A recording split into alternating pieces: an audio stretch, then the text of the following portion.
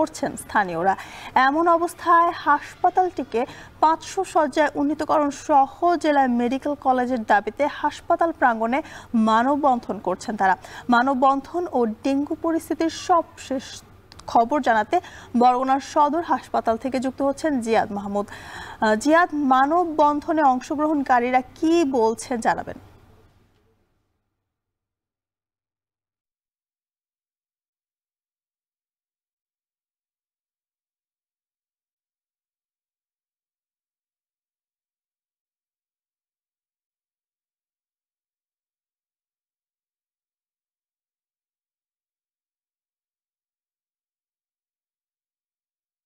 স্থিতি আমাদের চোখে আঙুল দিয়ে দেখিয়ে দিয়েছে উপকূলের নাজুক স্বাস্থ্যসেবা। বিশেষ করে বরগুনার প্রায় 12 লাখ মানুষের স্বাস্থ্যসেবার বিপরীতে বরগুনা সদর হাসপাতালে চিকিৎসক, নার্স সহ নানা সরঞ্জামাদি সংকট রয়েছে এবং এই সংকট নিরসনে এখানকার যারা গণমাধ্যম কর্মী রয়েছেন, সচেতন মহল রয়েছেন, রাজনৈতিক ব্যক্তিবর্গ রয়েছেন, তারা আজকে মানববন্ধনের আয়োজন করেছেন। আপনাকে যদি একটু দেখাই যে এখানে বিভিন্ন শ্রেণী পেশার মানুষ তারা দাঁড়িয়ে আছেন। বিশেষ করে আমরা দেখছি যে এখানে ডেঙ্গু পরিস্থিতি মোকাবেলার সময় আমরা দেখেছি যে এখানে গণমাধ্যম কর্মীদের বেশ ব্যাপক ভূমিকা ছিল। তারা কিন্তু প্রতিনিয়ত হাসপাতালে সংকট সমাধানের জন্য বিভিন্ন সমস্যা তারা রিপোর্টে তুলে ধরেছেন এবং এখানে আজকে তারা যে দাবিটি নিয়ে এখানে এসেছেন সেটি হচ্ছে যে এই হাসপাতাল 250 শয্যার হলেও এখানে সেই 250 শয্যার লোকবল নেই। একই সাথে এখানে চিকিৎসক সংকট রয়েছে। 55 জন চিকিৎসক থাকার কথা থাকলেও সেই পরিমাণ চিকিৎসক নেই, নার্স নেই এবং একই সাথে ডেঙ্গুর ক্ষেত্রে আমরা দেখেছি যে আইসিইউ বা সিসিইউ যে সুবিধা আর সেই সুবিধা না থাকায় এখানে মৃত্যুর হার বেড়েছে।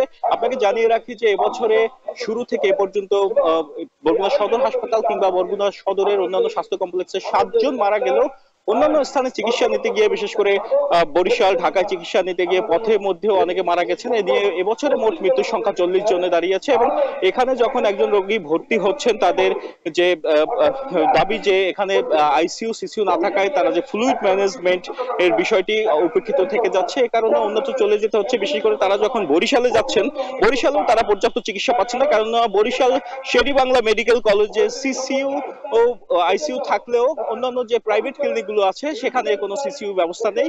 এর ফলে তারা কিন্তু তাদের চিকিৎসা ব্যবস্থা ব্যাহত হচ্ছে এবং এখানে যারা এসেছেন আজকে তারা কিন্তু একটাই দাবি তুলেছেন যে যাতে অতি দ্রুত সময়ের মধ্যে বরগুনায় একটি মেডিকেল কলেজ স্থাপন করা হয় এবং এই হাসপাতালটিকে 500 শয্যা উন্নীত করা হয়। তাহলে কিন্তু বরগুনার মানুষের, প্রান্তিক জনপদের এই 12 লাখ মানুষের স্বাস্থ্যসেবার কিছুটা উন্নতিকরণ সম্ভব বলে তারা জানিয়েছেন। তো এই ছিল বরগুনা সদর হাসপাতালের সামনে থেকে আমার কাছে সবশেষ তথ্য। জ্যোতিকা।